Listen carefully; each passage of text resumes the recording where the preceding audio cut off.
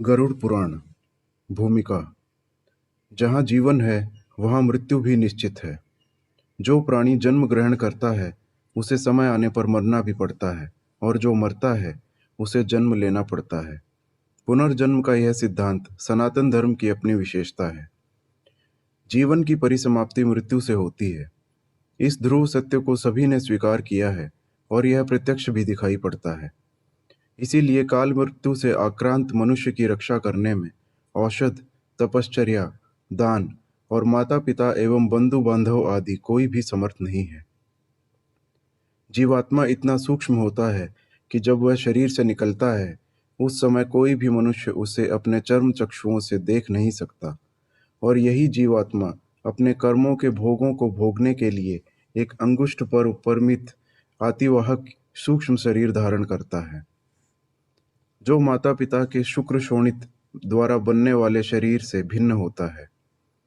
इस अतीन्द्रिय शरीर से ही जीवात्मा अपने द्वारा किए हुए धर्म और अधर्म के परिणाम स्वरूप सुख दुख को भोगता है, तथा इसी सूक्ष्म शरीर से पाप करने वाले मनुष्य याम्य मार्ग की यातनाएं भोगते हुए यमराज के पास पहुंचते हैं, एवं धार्मिक जन प्रसन्नतापूर्वक सुख भोग करते हुए धर्मराज के पास जाते हैं।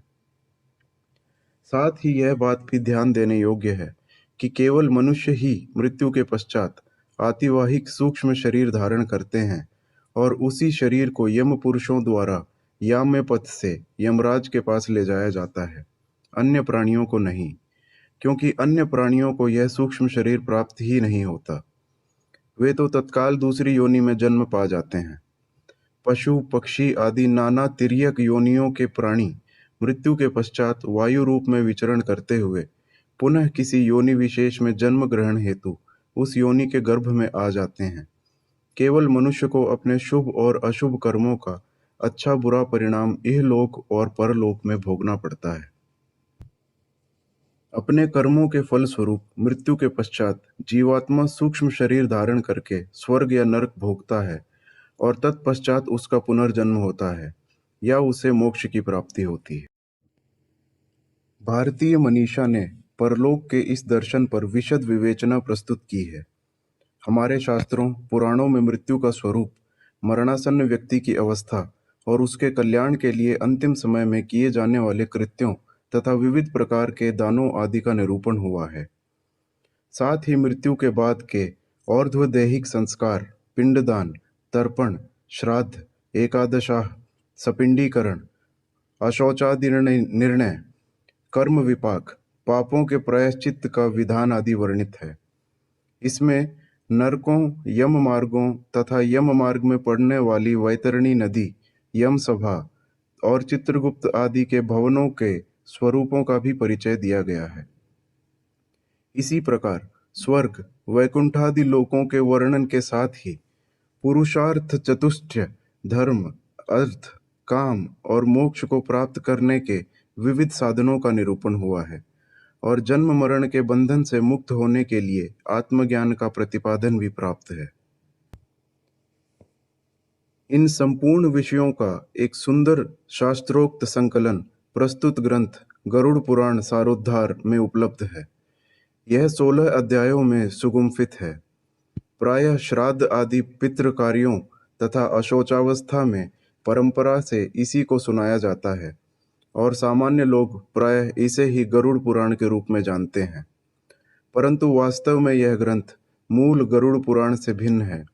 प्राचीन काल में राजस्थान के विद्वान पंडित नवनिधि शर्मा जी द्वारा किया गया एक महत्वपूर्ण संकलन है।